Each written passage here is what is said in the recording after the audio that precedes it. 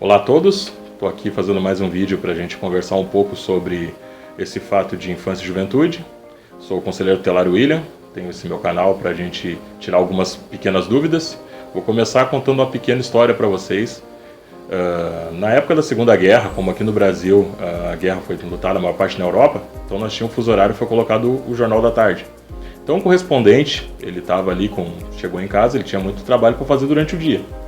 Então o seu filho ali estava perto dele, querendo atenção, e ele tendo muita matéria para responder sobre os pracinhas, sobre vários temas, né? E pouco tempo para escrever, porque logo de noite já tinha que fazer outra matéria. Ele recorta, a criança está ali, ele pega um mapa mundi e recorta. Faz um quebra-cabeça e dá para o menino, porque o menino vai perder algumas horas ali tentando montar, né? Então ele volta para a máquina de escrever, tá ele datilografando, e o menino depois ali de 3, 4 minutos vem e chama: pai, tá pronto. Ele ficou assustado, meu filho é um gênio, como é que conseguiu montar? Aí ele chegou lá e se surpreendeu porque o mapa mundi estava montado. E aí ele perguntou pro filho dele, fato de gênio, como nem sabia qual é que eram os países, estados e continentes, e como é que o menino era montado, o menino tinha 7 anos. Então ele pergunta, daí o menino vira a página e mostra para ele: não, pai, atrás tinha uma foto de um homem, e consertando o homem a gente conserta o mundo. Então quero começar com essa pequena reflexão que uma criança de 7 anos consegue entender e que muitas vezes a gente adulto não consegue entender. Hoje nós vamos conversar sobre o artigo 54 do ECA, inciso 4º, que é a lei de creche e pré-escola para todas as crianças 0 a 5 anos, garantido pelo poder público em lei. É uma lei que eu, como pessoa, acho totalmente inviável, mas como conselheiro eu cobro ela, e para todo mundo que chega no conselho pedindo a vaga em creche, nós entramos com uma ação. Mas da mesma forma que hoje eu saí de um hospital, onde uma mãe de 19 anos teve um filho, que ela escondeu a gestação durante 9 meses. E nesses 9 meses, ninguém notou que ela estava grávida, então ela não tinha como dizer em casa que ela estava grávida, então ela tem que chegar sem o filho. A criança ficou baixada no hospital, muito bem atendida pela assistência social do hospital em questão. Mas essa é uma pessoa que ela vai precisar da vaga em creche. Ela vai precisar, ela não tem uma estrutura, e a criança tem o direito também, visto no ECA, de ser criado no seio de sua família. E aí nós temos casais que também fizeram o mesmo planejamento, que tem uma condição financeira muito boa porque os dois trabalham, e esses dois também têm o direito em creche, mas a gente sabe que seria possível pagar. No nosso município, nasceu nesse último ano 282 crianças até o mês de outubro. E nós temos menos de 150 vagas, incluindo as creches particulares, em berçário. Então, de forma que é impossível, mesmo que se fosse construída uma creche por ano, da gente conseguir suprir essa necessidade. Então, acho que o nosso poder público, o nosso poder federal vai ter que revogar a lei ou colocar critérios. Tem municípios que colocam critérios de questão de pobreza, de questão de realmente precisar da vaga, mas isso é ilegal. Então, quando vai para a justiça, a pessoa consegue a vaga por meio judicial. E eu acho isso uma coisa que é um direito de todo brasileiro. E é por isso que eu estou falando a vocês, porque tem que haver bom senso. Nós adoramos falar e dizer que nos outros países é melhor. Por exemplo, na Noruega, as crianças podem ir para a escola sozinha e caminhar pela rua. Mas aí vai a questão do bom senso. Por quê? O artigo 4º fala que é dever da família, da comunidade, da sociedade e depois do poder público de garantir o direito da criança e do adolescente. Então, se eu tenho condição de pagar para o meu filho ou deixar algum dos dois não trabalhar, como acontece nos países que eu falei antes, quem ganha mais trabalha e o que ganha menos tem que ficar em casa para criar o filho. Então, ficamos naquela questão de eu boto o meu filho, e na questão também de criação, eu boto a minha criança de 4 meses de idade na creche, porque eu preciso trabalhar, ok, preciso manter. Mas eu tenho que pensar mesmo se eu preciso, porque aquela criança, ela vai ficar ali sendo cuidada por terceiros. Não vou dizer que o trabalho não seja bem feito, claro que é bem feito, claro que as pessoas têm bastante fiscalização, mas quem vai desfraudar essa criança? Segundo os regimentos da escola, a criança tem que ser desfraudada em casa. Mas vamos pegar por uma questão matemática. A criança sai de casa às 6h30 da manhã para chegar na creche às 7, para ser pego às 18 horas da tarde, vai chegar em casa, e nesse tempo aí o pai vai ter um período de troca de fralda à noite, né? E todas as trocas do dia é o professor. Então como é que esse pai vai saber quando que o filho está com vontade de fazer alguma necessidade ou não? que faz a parte do processo. Como é que ele vai ensinar a criança a usar o piniquinho? Passa uma atribuição para a escola. E aí nós começamos a já distorcer a lei, porque a LDB, porque nós não temos mais creche, gente, a gente tem escola infantil. A LDB fala que a questão do ensino é transmitir conhecimento e não educar. Eu acredito também que uma questão de desfraudação é uma questão de educação. Mas essa criança não tem o tempo útil. E depois nós vamos alongando durante esse período dessa criança nessa escola infantil. Nós chegamos a ver fatos onde uma criança de 4 anos, ela fica 2 horas na van de manhã e 2 horas na van à tarde. Então ela passa 4 horas do dia dela brincando dentro da van. Inclusive, o motorista da van deixa ela pular, deixa ela correr, brincar. E a única comunicação que a família tem com a escola é um caderno, durante até a reunião. E aí nós estamos vendo se essa família vai na reunião. E as EMEIs aqui de Nova Santa Rita fazem reuniões fora do horário.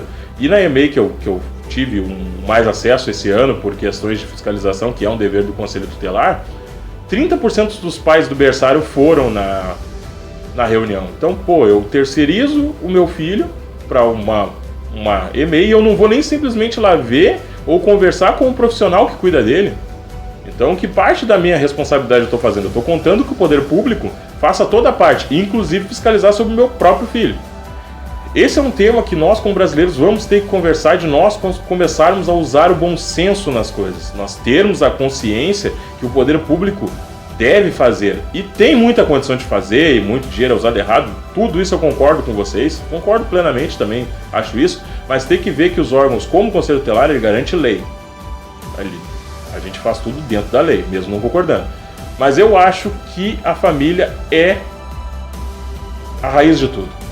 Enquanto nós não consertarmos a família, enquanto nós não entendermos a minha responsabilidade como pai e a do educador como educador, e o educador saber o que ele tem que fazer e não estar fazendo outros serviços e deixando de fazer o dele, a gente não vai ter uma sociedade melhor.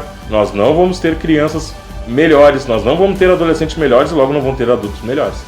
Temos que entender a sociedade que a gente vive, temos que entender a realidade que nós estamos vivendo nesse momento, que a nossa criação da década de 80, 70, que são as pessoas que estão com o filho agora na idade antes dos 18 anos, não é a mesma que o nosso filho está tendo, não é a mesma realidade, não são as mesmas liberdades que nós tínhamos, e os deveres também não são, mas as liberdades elas eram muito maiores para nós tínhamos o direito de ir e vir, coisa que hoje uma criança não tem o direito de ir e vir. Ela tem uma vida assistida.